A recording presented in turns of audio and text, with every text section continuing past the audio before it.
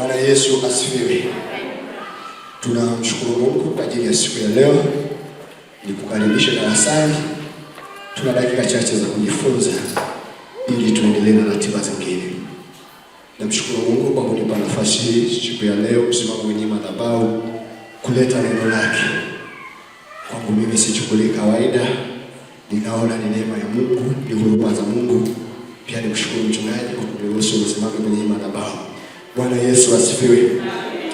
Tutakuwa na somo, muendelezo wa somo ambalo nimejifundisha wiki mbili zimepita, lenye kichwa kinasema mbinu za kibiblia za kuongeza kipato. Ni muendelezo wa somo nililofundisha wiki mbili zimepita. Ni muendelezo. Nimesikia kuendelea kufundisha kwa undani zaidi, tuende hatua zingine. Kwa wale wasiokuwepo, ndio Jumapili ambao nimefundisha mwezi huu, yani tarehe 10 mwezi wa 5, nilifundisha somo hili lenye kichwa kinasema mbinu za kibiblia za kuongeza kipato. Nikafundisha nikasema kipato ni kiasi cha fedha anayopata mtu kwenye kazi yoyote anayoifanya. Ni kiasi cha fedha ambacho mtu anakipata kutokana na shughuli anayoifanya. Shughuli hiyo inaweza ikawa ni halali au sio halali. Hiyo tunaita ni kipato, kwa sababu kuna watu wanafanya shughuli sio za halali lakini wanapata kipato. Kuna watu wanapata shughuli za halali na wanapata kipato. Nikafundisha nikasema kuna aina 2 za vipato au za kipato. Aina ya kwanza ni kipato unachokipata kwa kufanya kazi. Tunaita kwa Kiingereza active income. Kipato ambacho ili uzipate hizo fedha ni lazima ufanye kazi. Ni lazima upigike. Kipato hiki inaweza kikawa ni mtu amejiajiri anafanya biashara, ili apate faida kwenye hiyo biashara ni lazima yeye awepo kwenye hilo duka. Kipato hiki inawezekana mtu ameajiriwa, ili apate hiyo kipato ni lazima aende kwenye ofisi iliyomwajiri. Kipato hiki inaweza ikawa ni mtu anafanya kibarua, ili apate kwenye hicho kipato ni lazima akafanye kibarua. Hiyo tunaita active income. Sifa ya hii kipato, uwepo wako ndio unakulipa. Usipokuwepo haupati fedha. Aina ya pili ya kipato nilichofundisha ni kipato ambacho unakipata bila kufanya kazi. Hii kipato mara nyingi hutokana na uwekezaji ulioufanya siku za nyuma. Mfano, mtu amejenga nyumba za kupangisha, anapata kipato bila kwenda kufanya kazi. Mtu amefungua biashara, amewaajiri watu wengine wanafanya kazi, wanamuingizia fedha. Hailazimu yeye aende ofisini ili apate fedha. Na hivyo kipato ambacho kinamwezesha mtu kufikia kwenye uhuru wa kifedha. Kipato ambacho sio lazima uwepo ili upate fedha, kwa sababu kipato kinachotegemea uwepo wako ni hatari sana. Fikiria kama wewe ni lazima utoke ili ule, siku ukiumwa mwezi mmoja utakula nini? Ni hatari sana. Kwa hiyo kipato tulivu ambacho haitegemei uwepo wako ni kipato kizuri, na ni ndoto ya kila mtu kuwa na kipato tulivu. Bwana Yesu asifiwe. Nikafundisha sababu kwa nini kuongeza kipato. Kwa nini kuongeza kipato? Nikakufundisha sababu, sitarudia zote siku ya leo. Lakini sababu ya kwanza, tunaongeza kipato ili kukidhi mahitaji yetu ya kila siku. Kwa kadri siku zinavyoenda, malighafi zinapanda, bei za vitu vinapanda. Kama kipato chetu kikabaki kile, uwe na uhakika kesho na kesho kutwa kuna baadhi ya mahitaji tutayakosa, kwa sababu kipato chetu ni kile. Hebu wewe fikiria, kama kipato chako ni 100,000 kila mwezi, miaka 5 ijayo ni 100,000 hiyo unapata kila mwezi. Leo ni 100,000 kwa sababu una watoto. Tuseme mfano ni kijana hujaoa au una familia, alafu unapata 100,000 kila mwezi. Siku ukipata watoto ni hiyo 100,000. Watoto wanaanza shule ni hiyo 100,000 unapata. Utaweza kumanage familia? Ni kweli kabisa hauwezi kumanage. Sio tu kwamba familia, kuna baadhi ya vitu utashindwa kuvinunua kwa sababu bei ya vitu inapanda. Leo sukari 4,000 kilo moja. Siku tu juzi 3,000, 2,500, 2,000, 1,500. Sasa tunavyoelekea usifikiri kwamba itashuka, itaendelea kupanda. Bei ya sukari itapanda, utashindwa kunywa chai. Mafuta yanapanda. Kuna sehemu utashindwa kusafiri kwa sababu ya kutokuwa na fedha. Kwa hiyo sababu ya kwanza kwa nini kuongeza kipato, ili kukidhi mahitaji yetu ya kila siku. Ni mpango wa Mungu tuwe na mahitaji yote Kila siku Mungu anataka tuwe tupate mahitaji yetu. Kuna mahitaji na kuna matakwa. Sijasemea matakwa. Matakwa ni kitu ambacho unahitaji sio ila sio lazima. Mfano soda. Yaani ni kiburudisho. Unakipenda, unapenda kunywa soda. Usipokunywa haikupunguzi kitu. Lakini mahitaji ni kama chakula. Usipokula utakufa. Usipovaa mambo hayaendi vizuri. Bwana asifiwe. Usipokuwa na nyumba kama unapangisha kama mimi, usipokuwa na kodi kwenye nyumba atakufukuza. Hayo ni mahitaji. Sasa matakwa ni vitu ambavyo sio vya lazima. Sababu ya pili, ili kuishi maisha bora, kuwa Mkristo sio kuishi maisha mabaya. Kuwa Mkristo sio kuwa ombaomba. Kuwa Mkristo sio kuwa maskini. Hakuna uhusiano wowote wa Mkristo na umaskini. Kwa hiyo ili kuishi maisha bora tunahitaji kuongeza kipato. Kuna lifestyle tunatamani kuishi. Kuna aina fulani ya magari tunatamani kutembelea. Kuna aina fulani ya nyumba tunatamani kuishi. Lakini kama kipato chetu ni kile kile, tutaishi kwenye makundi hadi tunakufa. Lakini sababu ya tatu, ili kutimiza malengo yetu, kila mmoja ana malengo ambayo anatamani kuyafanya akiwa duniani. Kuna mtu anatamani kufanya vitu vikubwa. Sasa ili kuvifanya vile vitu vikubwa, unahitaji kuongeza kipato. Kipato ulichonacho sasa hakitoshi. Bwana Yesu asifiwe. Haleluya. Sababu nyingine kwa ajili ya kuweka akiba kwa ajili ya baadaye, tunaongeza kipato ili tupate fedha ya ziada ya kuweka akiba. Kuna vitu vingine havibishi hodi. Kama tukiendelea na kuwa na kipato kile kile ambacho kila siku tunakipata, tunashindwa kuweka akiba kwa ajili ya kesho na kesho kutwa. Biblia inasema mtu mwema huwaachia wana wa wanawe urithi. Maana yake mimi natakiwa niwaachie wajukuu zangu urithi. Sio tu watoto wangu na watoto wa watoto wangu. Sasa kutokuwa na kipato cha kutosha, hauwezi kuweka akiba hata kwa ajili ya magonjwa kesho. Huwezi kuweka akiba kwa ajili ya kesho ukiwa huna nguvu. Huwezi. Kwa hiyo tunahitaji kuongeza kipato ili tuweze kupata fedha ya kuwekea akiba. Sababu kubwa kwa nini watu wengi hawawezi kukipa akiba ni kwa sababu wanasema kipato changu ni kidogo, kipato changu hakitoshi hata kula na jibana. Sasa ili uweze kuweka akiba, ongeza kipato. Bwana asifiwe. Nikafundisha mbinu 4. Nitarudia kwa ufupi alafu nitaenda sehemu ya siku ya leo. Mbinu ya kwanza nikasema ili uweze kuongeza kipato, badilisha mawazo yako juu ya fedha. Kuna watu wana mawazo negative kuhusu fedha. Wanajua hata ukiwa fedha hauwezi kuwa na amani. Ni kweli fedha hainunui amani, nakubaliana na wewe. Lakini amani ya mtu asiye na fedha na amani ya mtu mwenye fedha ni amani mbili tofauti.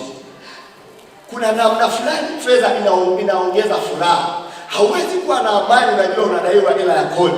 Unajua mtoto amefukuza shuleni ada. Amani utaitoa wapi? Hata kama Kristo ametuachia amani, lakini ukweli usiopingika, fedha inachangia kiwango cha amani kwenye maisha yako. Lakini watu wengi wanasema hata ukiwa na fedha kwa kiasi gani au siku nayo. Ni kweli fedha tunaweza tukawa na nyingi sana. Hatubebi kwenda mbinguni, lakini katika maisha ya hapa duniani kuna matumizi hayaendi bila fedha. Je, kuishi duniani na jehanamu uende tena ukateseke?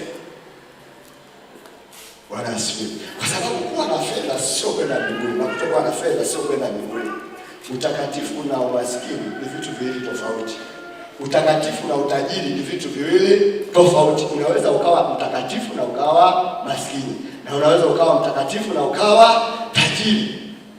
Sasa tunahitaji fedha na tunatakiwa tubadilishe mawazo juu ya fedha.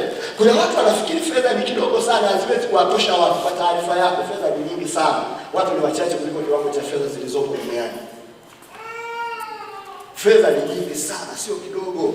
Hata kuna watu wanafikiri kwamba kuna watu wameumbwa kufanikiwa kwenye eneo la fedha, wengine sisi tumeumbwa kutokufanikiwa. Ukweli ni kwamba hakuna mtu aliyezaliwa akiwa maskini na hakuna mtu aliyezaliwa akiwa tajiri. Biblia inasema Mungu alimuumba tajiri na maskini. Aliwaumba wote kwa mfano wake, lakini matokeo ya kuwa maskini au tajiri ni maisha unayoishi hapa duniani. Kwa hiyo mindset yako inaamua uwe tajiri au uwe maskini. Namna unavyochukulia fedha, namna unavyotazama fedha. Ukweli ni kwamba hauwezi kuvutia kitu unachokiponda. Watu wengi wanajifanya hawataki fedha, wanazisemea fedha vibaya, fedha ni shetani, fedha ni kitu kibaya. Lakini ukweli ni kwamba fedha sio mbaya na fedha sio nzuri. Ila fedha zinafanya vitu vizuri na vinafanya vitu vibaya. Ni kama tu kuwa na kisu ndani kwako au panga. Wewe hujawahi kuwaona watu wanatumia kisu kuwaua watu wengine? Hujawahi kuwaona watu wanatumia panga kuwaua watu wengine? Kadhalika na kuna watu wanatumia fedha kuwaua watu wengine. Kwa hiyo fedha haiwezi kuua, ni mtu, ni moyo wa mtu. Yaani mtu hawe mbaya kwa sababu ana fedha. Nilisema hili kitu kwamba hakuna mtu anakuwa mbaya kwa sababu amekuwa na fedha. Mtu hawe na roho mbaya kwa sababu amekuwa na fedha. Kitu fedha inafanya, inadhihirisha tabia ya mtu. Kama Baraka ana tabia fulani, fedha inaonyesha ile tabia. Unasema tangu amepata hela, yani asalimii. Yule alikuwaga ana act tu, ndiye ameanza kuishi tabia yake. Yani hakunaga maskini mkarimu. Simeje hiki kitu. Hivi hakunaga maskini mwenye kiburi. Hiyo ndio rahisi. Kwa sababu tunasemaga tangu amekuwa na fedha amekuwa na kiburi. Fedha inakibua, inafunua tabia ya mtu. Kwa hiyo kitu cha kwanza, mbinu ya kwanza ili kuongeza kipato, lazima uwe na positive mindset kuhusu fedha. Uone fedha ni kitu kizuri, kinaweza ikakusaidia katika maisha ya hapa duniani. Mbinu ya pili, ongeza vyanzo vya mapato. Hauwezi kuwa na kipato toshelevu kwa kutegemea chanzo kimoja cha kipato. Chanzo kimoja cha kipato ni hatari sana. Ni hatari sana. Kuwa na chanzo kimoja tu cha kifedha ni hatari. Fikiria wewe ni mtumishi wa serikali. Nikatokea kwa serikali kumbe nikakaa nikasema ili tuweze kulipa madeni yote, watumishi tusiwalipe miezi miwili. Tusipolipa kwa miezi miwili tunalipa madeni yote. Wewe mtumishi wa serikali utaishi. Na unategemeaga tu serikali. Kwanza hautaki ofisini tena. Hiyo ni advertisement, hautaki ofisini tena. Maana ilikuwa na chanzo kimoja cha kifedha ni hatari. Fikiria siku moja wewe mtumishi akaunti kasumbua hapo mshahara usiingie mwezi mmoja. Utaishi. Ni lazima kufikirie kuwa na vyanzo vingi vya mapato. Mwaka jana nililima sehemu moja. Tulipolima pale, mahindi yakakuwa vizuri. Yakafika hatua ya malizi yakapaliliwa. Ghafla mvua ikakata. Yale mahindi yalikuwa yanapata mbelewele. Mvua ikakata haikunyesha tena. Yale mahindi yakakauka. Hatujavuna hata saka moja. Tumelima eka ngapi mke wangu? Tumelima eka 4, nafikiri eka 4 na kwetu. Tumenunua mahindi mbegu tumenunua. Trekta sio la kwetu. Wawekaji sio sisi. Palizi sio sisi. Alafu hatujatoa hata saka moja. Hebu fikiria tungekuwa tunategemea tu hiyo shamba itulipe. Maana yake tungeanza kumlaumu Mungu, umetufanyia nini mwaka huu? Imekuaje? Hatujatoa hata saka moja. Ninachofundisha ni kutegemea chanzo kimoja ni hatari sana. Kuna wewe unategemea tu kitu kimoja ili upate fedha, ni hatari. Ni hatari. Mbinu ya tatu.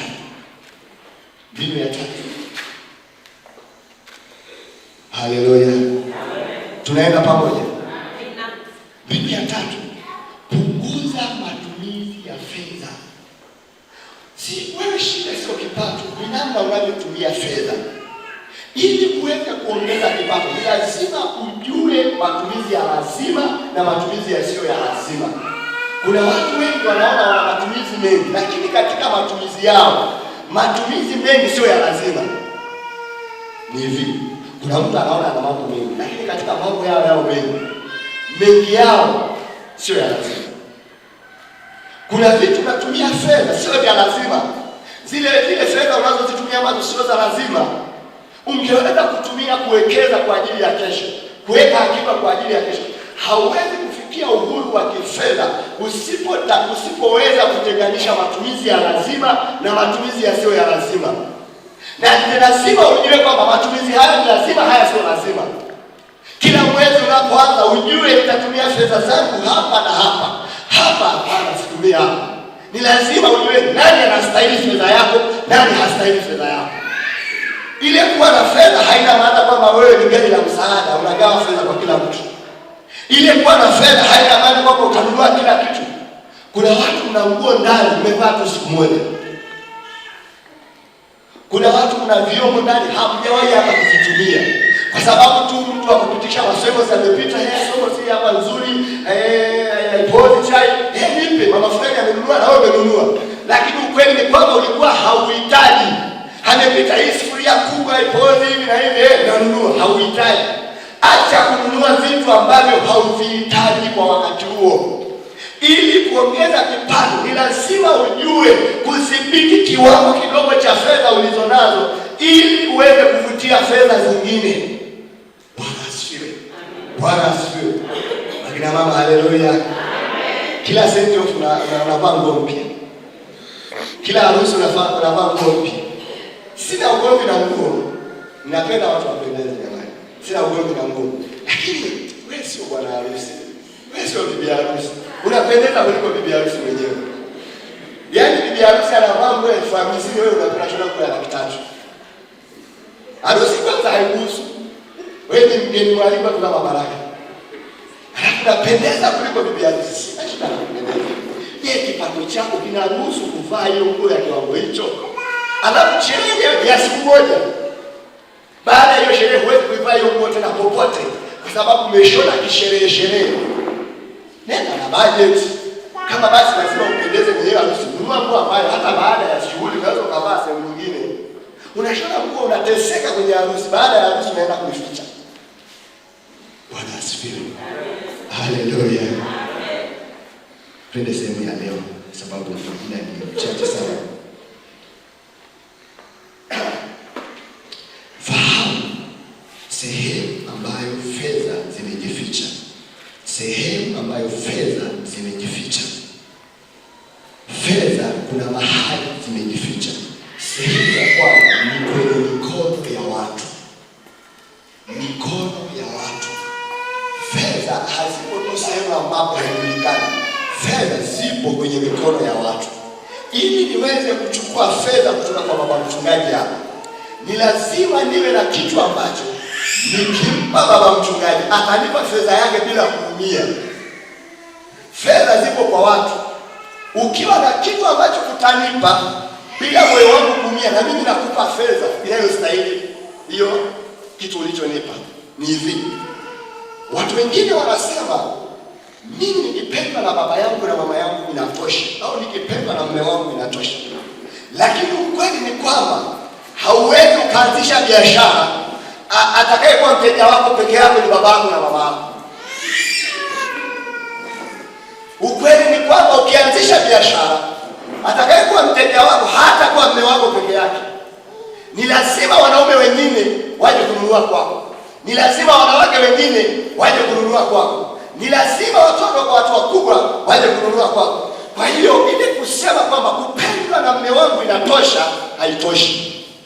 Unahitaji kuwa na mahusiano mazuri na watu ili uweze kupata fedha zilizopo kwenye mikono ya watu, kwa sababu fedha zipo kwenye mikono ya watu. Kwa hiyo ukijua kuhusiana vizuri na watu, kuna watu watakuja kuchukua kitu ulichonacho kwako, watakupa fedha. Bwana Yesu asifiwe. Kuna watu mnawachukia watu bure. Kuna watu mnakisiani bure. Ukweli ni kwamba hauwezi kuwakwepa watu kwenye sehemu yoyote. Ndivyo Mungu alivyofanya. Hakuna namna utawakwepa watu. Ukienda kwenye kilimo, hauwezi kulima uje ule peke yako tu kama ni kilimo cha biashara. Ukienda kwenye biashara unahitaji watu waje wakuungishe. Kwa hiyo fedha zipo kwenye mikono ya watu. Sasa kinachotakiwa ni kufikiria ni kitu gani nikiwa nacho. Mama mfamasia atakuja tu, atanipa tu hela yake. Ni kitu gani?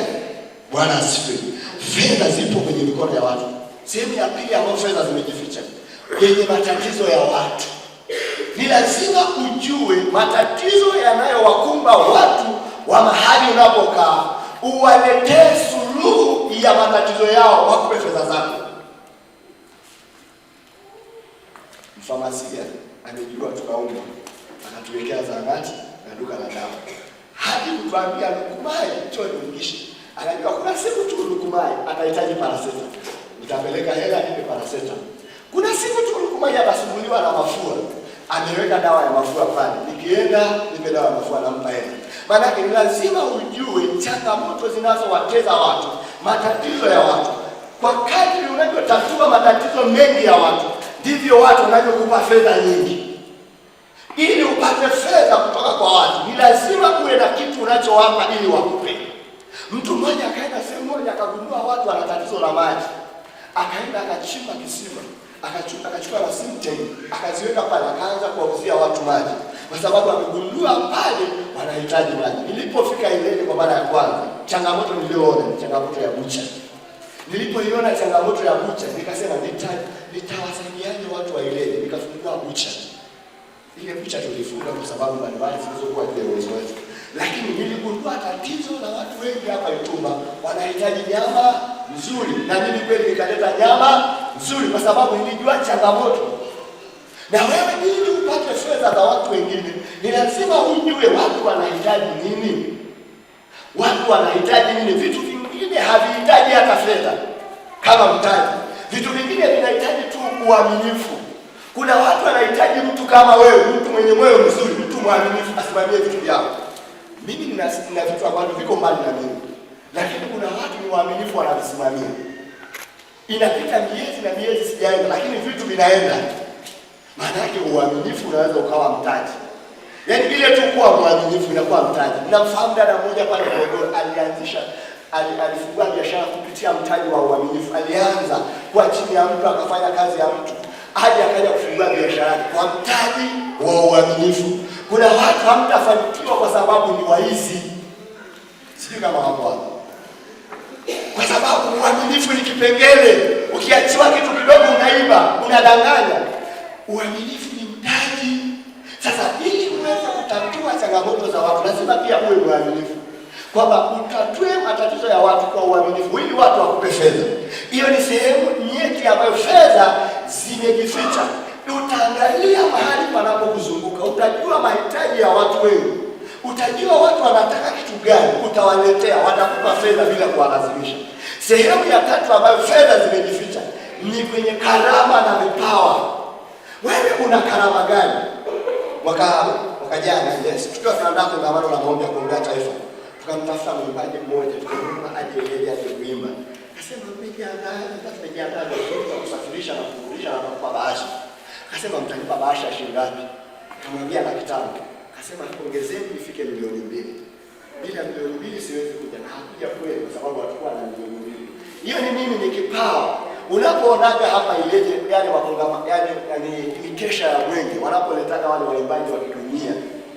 Unapowaona wale waimbaji wanaokuja ni wale wadogo, wale wakubwa kina Diamond, Ileje haiwezaki kuwaleta kwa sababu dau yao ni kubwa. Ukimwona yule mwimbaji wa kidunia anayekuja kuimba mwenge, sio chini ya 2,000,000 anatoa kwa siku moja. Na baada amekatiwa tiketi, ametafutiwa na sehemu nzuri ya kulala, amepewa na mahitaji mengine, alafu 2,000,000 kwa siku moja. Hiyo ni nini? Kipawa na karama. Anajua tu kuimba, kucheza mambo ya dunia, alafu anapewa hiyo hela 2,000,000 kwa siku moja. Hiyo ni nini? Ni kipawa. Wewe una kipawa gani? Wewe una karama gani? Unaweza ukanoa kipawa chako, alafu ukakionyesha. Watu wakiendelea kuhitaji ukakiuza. Watu wanakihitaji ulichonacho, lakini wewe umejidharau. Wewe ni mshauri mzuri sana wa mahusiano, lakini haujajikita kushauri mahusiano, ndio maana watu hawakulipi. Kuna watu wanakuja, bwana naomba unishauri changamoto 1 2 3. Lakini unashauri kule, ukinoa kipawa ulichonacho, ukijua mimi nina kipawa gani, ni kitu gani ninaweza nikakifanya bila kutumia nguvu. Mfano mimi ninaweza kuongea muda mrefu bila kuchoka. Hiyo ni kipawa. Hata haihitaji hata maombi. Kuongea muda mrefu haihitaji niombe. Bila kuchoka. Upako ndio huwa natafuta kwenye maombi. Ila kuongea tu ninaongea muda mrefu. Mimi ninaelekea kugeuza hili kipawa. Ipo siku taasisi fulani itaniita nikashauri mambo ya kifedha na watanilipa hela. Ipo siku shirika fulani litaniita nikawashauri mambo ya fedha, namna ya kuweka bajeti. Sijasomea uchumi kabisa, lakini nimejikita huko. Bwana Yesu asifiwe. Wewe unaweza kufanya kitu gani? Hebu jichunguze, ipeleleze ndani mwako. Ni kitu gani unaweza kufanya ambacho unaweza kugeuza kikawa ofisi? Kuna mtu mmoja nimeenda Njombe mwaka huu, amefungua ofisi kwa ajili ya ushauri mambo ya ndoa. Yaani anashauri mambo ya ndoa. Mkigombana na mke wako mnaenda anawashauri. Ni mtumishi wa Mungu, lakini ana ofisi ni hela. Yaani ili ya kushauri mambo ya ndoa ni lazima utoe milioni. Hauoni bwana yeye kuna mtu deception. Anakupokea shida gani? Unajua mbili tatu, anakupangia siku ya kuonana. Anaangalia kesho, inawezekana leo lazima leo anakupangia siku. Anaingiza hela kwa kushauri tu na watu wanaenda. Nilivyoonyesha, nasema kweli watu wanajua kutumia vifaa kwa librari. Na watu wanaenda, unaangalia wewe unaweza kufanya kitu gani kwenye mazingira yaliyokuzunguka. Wewe unaweza nini ambacho hutumii nguvu kubwa, ukijinoa tu, ukijiendeleza tu inakupa hela. Kuna watu dai vizuri, lakini umevipuuza hiyo karama. Kuna dada mmoja amesoma hadi chuo kikuu, alipomaliza degree yake hata cheti ya kuichukua, akasema mimi ni mshonaji wa nguo. Na yuko Morogoro anashona nguo. Hajachukua hata cheti chake, alimaliza 2019. Hata cheti cha chuo hajakichukua. Sasa hivi anashona tu nguo. Sasa zote za wanafunzi sijui uimbaji gani sijui kwaya nini anazishona yeye, tena anazichukua. Mdogo wake Dr. Piano, si mnamfahamu? Naye Dr. Piano na waimbaji wengine wakubwa, sare za live record. Nilson, ile ni kipaji, amesema mimi hiki ndio kinanilipa. Wewe ndani yako unafikiri kitu gani kinaweza kukulipa? Huwezi kufanya vitu vyote, lakini unaweza ukachagua jambo moja mama na kulisimamia likakupa hela. Bwana Yesu asifiwe. Haleluya. Sehemu nyingine ambayo fedha imejificha.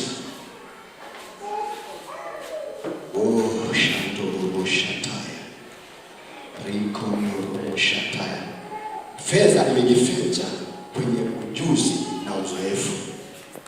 Ujuzi na uzoefu. Wewe una ujuzi wa nini? Una uzoefu wa nini? Umewahi kupitia kwenye hali fulani, umekuwa mzoefu. Kuna watu ni washauri kwa sababu ya hali walizowahi kupitia. Kuna mwalimu mmoja anaitwa Mwalimu Debora, anafundisha sana mambo ya ndoa. Kama mtawahi kumfuatilia, utasikiliza shuhuda zake zingine ni uzoefu.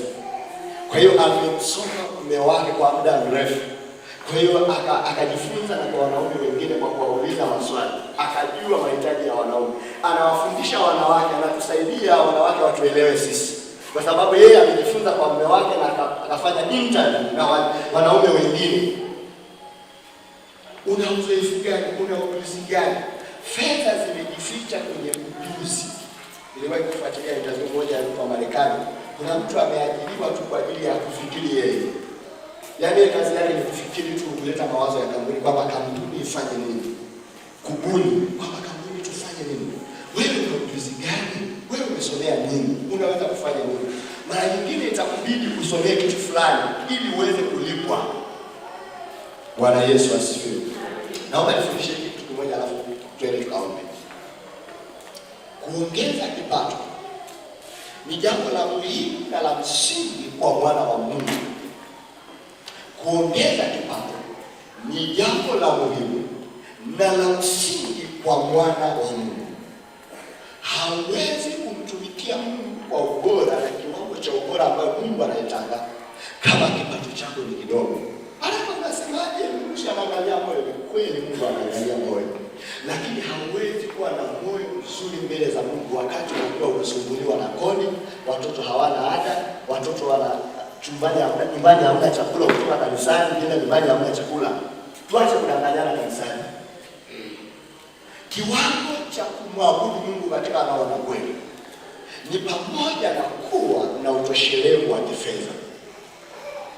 Kuwa na utoshelevu wa kifedha ni mpango wa Mungu kwa wana wa Mungu. Ndio maana nasema kwenye kitabu cha waraka wa 3 wa Yohana sura ya 1 mstari wa 2, mpenzi, naomba ufanikiwe katika mambo yote na kuwa na amani yako, na kuwa na afya yako kama vile roho yako ifanikiwavyo. Ufanikiwe katika kila kitu, katika mambo yote, maana ni pamoja na kwenye eneo la kifedha. Ili tuweze kuendeleza kanisa letu, ni lazima tuwe na kipato kizuri. Ili tuweze kufanya mambo makubwa hapa kanisani, ni lazima tuwe na kipato kizuri. Mimi ni mtumishi ninayetaka uwe na fedha nyingi uzilete kanisani. Sio uwe na fedha nyingi uwalimishie watu mtaani. Sio uwe na fedha nyingi ukajivune, hapana. Ili kudhihirisha utukufu wa Mungu. Hakuna kiwango cha kuaminika kwamba umeokoka au hujaokoka. Ni hivi. Ukisema umeokoka alafu mambo yako ni mabaya, watu wanasema hivi yule mtu wako hawezi kukusaidia. Ukisema umeokoka alafu ni ombaomba, tunakuwa na maswali kwamba hivi huyo Mungu ndio hivyo mikogo hivyo. Kwa hiyo kuongeza kipato ni njia moja wapo ya kufikia uhuru wa kifedha kanisani. Kati ya kitu kigumu ambacho watumishi wa Mungu wanapitia, wachungaji na viongozi wa kanisa, ni kwa habari ya kusema michango mbalimbali. Huo ni ukweli kabisa, kwa sababu ukiongea kwa habari ya michango kanisani, watu wanapokeaga kwa namna tofauti tofauti. Kuna watu wanasema wanatuambia michango ili wakane hela zetu. Kuna watu wanasema michango imezidi kanisani. Kuna watu wanatoaga tu tofauti. Lakini sababu ya nini, kwa nini tuseme hivyo, ni kwa sababu wakati mwingine tunapitia hali ngumu ya kifedha.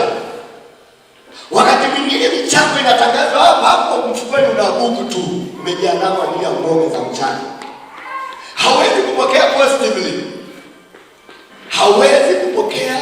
Kwa sababu hauna. Wakati mwingine tunatamani tumtumikie Mungu kwa viwango vikubwa, lakini kiwango cha fedha kinatulimit, kinatuzuia. Wakati mwingine tunatamani tumfanyie Mungu mambo makubwa, lakini kiwango cha fedha kinatuzuia. Kwa hiyo ni lazima kama kanisa tuwe na hasira takatifu ya kuhakikisha tunaongeza vipato, ya kuhakikisha tunakuwa na uchumi mzuri, ili tuweze kumtumikia Mungu kwa kile kiwango anachokitaka. Kuna watu watakufa na ndoto zao kubwa kwa sababu ya kutokuwa na fedha. Kuna watu watakufa na nyimbo zao nzuri hazijarekodiwa kwa sababu ya kutokuwa na fedha. Kuna watu watakufa na mawazo ya miradi mikubwa kanisani kwa sababu ya kutokuwa na fedha. Watakufa hawajazindua vitabu vyao kwa sababu ya kutokuwa na fedha. Ni lazima tuone kwamba Yesu Kristo alichukua umaskini wetu pale msalabani. Neno la Mungu linasema, maana mnajua ya kwamba Yesu Kristo alikuwa masikini ingawa yeye ni tajiri, ili kwa umasikini wake sisi tuwe matajiri. Sio mpango wa Mungu sisi tuwe maskini, sio mpango wa Mungu sisi tuwe ombaomba. Mungu anataka tuwe na fedha ili tuweze kumtumikia kwenye kile kiwango anachokitaka. Mungu anataka tufanikiwe ili tuendeleze utumishi wake kule mtaani. Mungu anataka atufanikishe ili watu ambao wako bize kwenye mashamba, wako bize kwenye biashara, hawaji kanisani, wajue kwamba hata ukienda kanisani unaweza ukafanikiwa. Kuna watu wamekataa kuokoka kwa sababu wakitazama maisha ya Wakristo wengi wanaona maisha yao ni magumu. Wanasema heri nisiokoke, maana Bwana wao wana maisha magumu kuliko mimi. Ninataka tukawe nuru kwenye eneo la uchumi. Ninataka tukawe nuru, tukaudhihirishe ulimwengu kwamba yupo Mungu anayetoaga fedha. Yupo Mungu ambaye nchi na vyote vijavyo ni mali yake. Yupo Mungu ambaye fedha na dhahabu ni mali yake. Ni lazima uwe na shauku ndani mwako. Ni lazima ujenge shauku ya kutaka kufanikiwa kwenye eneo la kifedha, ukijua ya kwamba kufanikiwa sio lazima frimasoni. Mungu anaweza akamtajirisha. Mungu anazo fedha. Mungu hajaishiwa. Fedha na dhahabu ni mali yake. Fedha sio mali ya shetani, na Mungu huwa anawapa wale wampendao. Haleluya, haleluya.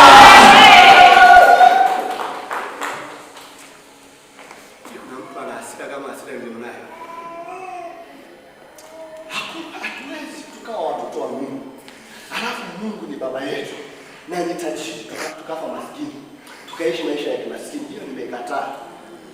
Hatuwezi kuwa watoto. Najua kuna tofauti ya kuwa mtumishi na kuwa baba na kuwa mtoto. Mimi sipendi kujiita mtumishi. Ninapomwomba Mungu simwambiani ni mtumishi wako, namwambia mwanao. Mtumishi anaweza akawa yeyote, lakini mwanao sio kila mtu. Mwanao, yaani mchungaji, mtoto wako sio kila mtu. Nielewa. Ni vile. Si mnamkumbuka yule mtoto ambaye alipewa yule mwana mpotevu? Mwana mpotevu alimuomba babake, akamwambia nipe sehemu inayoelekea mimi nikawie. Babake kwa upendo akampa. Mwana mpotevu akatoka nyumbani, akaenda kutumia vibaya. Alipotumia vibaya vikaisha, akawa hana hata hela ya kula. Akaenda kufuatana na mtu anayefuga nguruwe, akaenda kula makombo ya nguruwe. Wewe fikiria mtoto wa tajiri anaenda kula makombo ya nguruwe. Amekaa akawaza akasema, mimi kweli baba yangu tajiri ndio ninakula hivi makombo ya nguruwe. Ngoja niende nyumbani nimuombe baba yangu anisamehe, alafu anifanya hata mmoja wa watumishi wake, hata kama asiponifanya kuwa mtoto wake, anipe hata cheo cha mtumishi. Maana yake ameona kwamba kuna wafanyakazi wako nyumbani kwetu, mtumishi ni mfanyakazi. Amen. Na unaweza kuwa mfanyakazi wa Mungu alafu sio mtoto wa Mungu. Wafanyakazi si wanaajiriwa wakati wengine. Unaweza kuajiriwa mbinguni alafu sio mbinguni. Bwana asifiwe. Kwa mtumishi wa Mungu sio kitu cha kujisifia. Kwa mtoto wa Mungu ni kitu cha kujisifia. Sasa yule anasema niende nimuombe anifanye tu niwe mtumishi wake. Kwa sababu nyumbani kuna watumishi kwetu wanakula vizuri, wanaishi vizuri. Si bora tu niwe mtumishi kama nisiwe mwana, nile tu vizuri. Maana yake ni hivi, sisi ni watoto wa Mungu, sio watumishi wa Mungu tu. Kuajiriwa kwenye kampuni sio kuwa mwana kampuni, sio kuwa mwana hisa, sio kuwa na ubia kwenye hiyo kampuni. Kuna tofauti ya kuajiriwa na mwenye kampuni na kuzaliwa na mwenye kampuni. Sisi tumezaliwa na mwenye fedha. Haleluya! Sisi ni wana wa mmiliki wa dunia. Sisi ni wana wa Mungu muumba mbingu na nchi. Sisi ni wana wa Mungu. Haleluya! Tumalizie kitabu cha Wagalatia sura ya 5. Tunamalizia tukaombe. Wagalatia 3. Nianze mstari wa 26. Nasema hivi: kwa kuwa ninyi nyote mmekuwa wana wa Mungu kwa njia ya imani katika Kristo Yesu. Maana ninyi nyote mliobatizwa katika Kristo mmemvaa Kristo. Wala Myunani, hapana mtumwa wala huru, hapana mtu mume wala mtu mke, maana ninyi nyote mmekuwa mmoja katika Kristo Yesu. Na kama ninyi ni wa Kristo, basi mmekuwa uzao wa Ibrahim na warithi sawasawa na ahadi. Naurudia mstari wa mwisho. Na kama ninyi ni wa Kristo, basi mmekuwa uzao wa Ibrahim na warithi sawasawa na ahadi. Warithi sawasawa na ahadi. Wewe ni mwana wa Mungu. Kivipi mimi ni mwana wa Mungu? Kwa njia ya imani katika Kristo. Wewe ni mwana wa Mungu na Mungu ni baba yako. Mimi ni mwana wa Mungu na Mungu ni baba yangu. Kivipi? Kwa njia ya imani katika Kristo. Na kama mimi ni mwana wa Mungu kwa njia ya Kristo Yesu, nimekuwa uzao wa Ibrahim. Ibrahim ni nani? Ni baba wa imani. Kivipi? Sina muda kueleza kwa ndani. Sasa kama tumekuwa uzao wa Ibrahim, basi tumekuwa ni warithi sawasawa na ile ahadi ya Mungu kwa Ibrahim. Mungu alimwahidi Ibrahim kwamba atamfanikisha Ibrahim na watoto wake na vizazi vyake vyote. Na Ibrahim alikuwa tajiri sana wa mifugo, wa fedha na dhahabu. Na watoto wa Ibrahim, Isaka alikuwa tajiri, Mungu alimfanikisha. Yakobo mtoto wa Isaka alikuwa tajiri, Mungu alimfanikisha. Na Israeli mpaka tunavyoongea hivi ni tajiri. Taifa la Israeli sio taifa maskini. Bwana asifiwe. Taifa la Israeli sio taifa maskini mpaka leo. Na sisi kwa njia ya imani ya Yesu Kristo hatutakiwi kuwa maskini. Hapo ndipo tunapotaka. Hatutakiwi kuwa maskini. Hatutakiwi kuwa maskini. Maskini ni nini? Baraka ni uhitaji wa mambo ya mwilini. Biblia inasema heri maskini wa roho, sio maskini wa mwili. Hebu soma mstari, maana watu wengine kukariri tutakutaka kuelekeza hawakuamini. Fungua kitabu cha Mathayo 5. Mathayo 5 mstari wa 3. Heri walio maskini wa roho, maana ufalme wa mbinguni ni wao. Sio umaskini wa fedha, umaskini wa roho. Umaskini wa roho ni kuaje? Umaskini wa roho ni kumhitaji Mungu kila kila saa ni kuwa mhitaji mbele za Mungu, lakini sio kuwa mhitaji kwa mambo ya duniani. Hamjasoma kwamba amesema nchi nimewapa. Sehemu zingine anasema mbingu ni mbingu za Mungu na nchi nimewapa. Maana yake vitu vilivyopo kwenye nchi tumepewa. Maana anasema enendeni mkatawale. Tumepewa bahari, tumepewa milima, tumepewa mashamba, tumepewa. Unashangaa wewe uko hapa duniani hauna hata kiwanja, na tumepewa hii nchi yote ya kwetu. Heri maskini wa roho, sio maskini wa fedha. Kwa hiyo sisi ni watoto na Mungu ni tajiri, sio maskini. Hii ni vibaya na inashangaza kuwa tajiri alafu mtoto wako akawa maskini. Mungu hajisikii vizuri tunapokuwa maskini. Simama tunakamalizia, simama. Mungu hajisikii vizuri tunapokuwa maskini. Ninachotaka ni kumwomba Mungu namna ya kupata faida hapa duniani. Anasema nitakufundisha namna ya kupata faida. Kitabu cha Isaya 48:17 utasoma kwa wakati wako. Namna ya kupata faida. Nataka tuombe kwa habari ya uchumi. Sijui kama wewe umeridhika na uchumi wako. Sijui kama wewe umeridhika na hali ulionayo. Lakini nataka nikwambie kwamba kuna zaidi ya hapo. Hata kama una kila kitu unachokihitaji kwa sasa, kuna zaidi ya hapo. Hatufanikiwi kwa ajili yetu, kuna watu wako nyuma yetu. Sisi ni miti tu. Sasa hakuna mti unaofurahia kivuli chake peke yake. Hakuna mti unaokula matunda yake peke yake. Kuna watu wanatakiwa wale matunda yetu. Kuna watu wanatakiwa wakae chini ya kivuli chetu. Kuna watu wanatakiwa watutegemee, tuwashike mikono. Unapoomba kufanikiwa kwenye eneo la kifedha, usijiangalie wewe peke yako. Angalia kuna watu wengine wanatakiwa washike mikono. Angalia kuna watu wengine wanatakiwa uwe baraka. Angalia kuna watu wengine wanatakiwa wasaidie. Kwa hiyo ni lazima utake kufanikiwa kwa kiwango kisicho cha kawaida. Nifuatishe mbele. Bwana Yesu.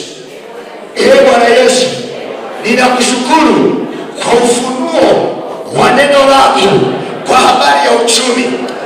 Bwana Yesu, ninaomba unisaidie kwenye eneo la kifedha nipate faida. Yesu, ninaomba unipe mpenyo wa kifedha. Yesu, nisaidie niwe na vyanzo vingi vya mapato. Nisaidie niwe na vyanzo vingi vya mapato.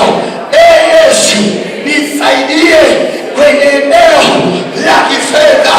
Ninaomba baraka yako ya kifedha. Ninaomba baraka yako ya kifedha. Nisaidie nisirudi nyuma kiuchumi. Nisaidie nisirudi nyuma kiuchumi. Yesu, kama kutatokea na changamoto yoyote ya uchumi wa dunia ukafanya uchumi kuyumba, ninaomba unisaidie nisiume kiuchumi. Yesu, niepushe na ukame wa kifedha. Niepushe na ukame wa kifedha. Ninaomba nisiishiwe kwenye eneo la kifedha.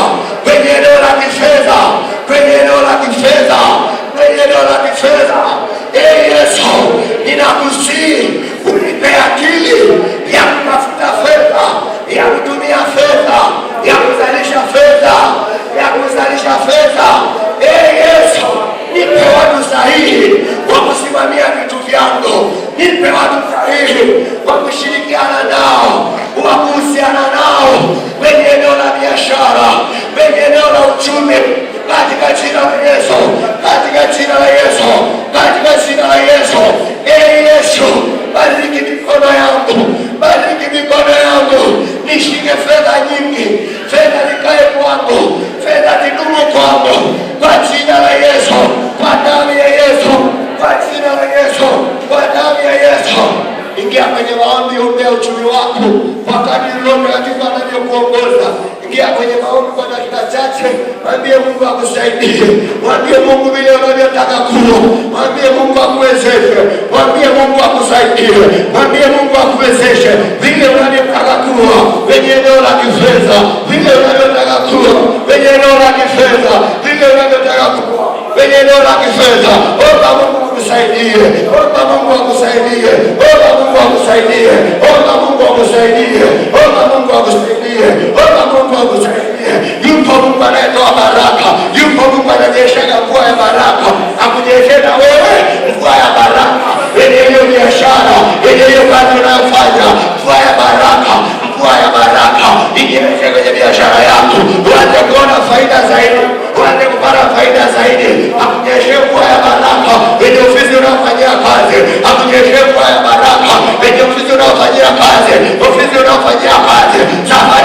kutokea, safari zako kutokea kwa jina la Yesu, kwa damu ya Yesu, kwa jina la Yesu. Ninaomba uninyeshe mvua ya baraka kwenye kazi zote za mikono yangu, kwenye kazi zote za mikono yangu, kwenye kazi zote za mikono yangu, kwenye ofisi zangu zote. Ninaomba uninyeshe mvua ya baraka, mvua ya baraka, mvua ya baraka, mvua ya baraka, mvua ya baraka, mvua ya baraka, mvua ya baraka, mvua ya baraka, mvua ya baraka, mvua ya baraka. Maana imeandikwa, baraka ya Bwana inatajirisha wala hachangani na huzuni. Ninaomba uninyeshe mvua ya baraka, mvua ya baraka kwenye uchumi wangu, kwenye uchumi wangu. Ninakataa ukame kwenye uchumi wangu, ninakataa ukame, ninakataa ukame, ninakataa kuyumba kwenye eneo la uchumi, ninakataa kuyumba, ninakataa kuyumba kwa sababu zozote za kibinadamu au za kiroho. Ninakataa kuyumba kwenye kiungo cha uchumi wangu, ninakataa kuyumba, ninakataa kuyumba, ninakataa kuyumba. Hasara ninakataa kwenye biashara zangu, kwenye kazi zangu, kwa jina la Yesu, kwa damu ya Yesu. Hiyo roho ya uharibifu kwenye eneo la uchumi ninakataa, ninakataa, ninakataa. Yule aharibuye kwenye eneo la uchumi ninampinga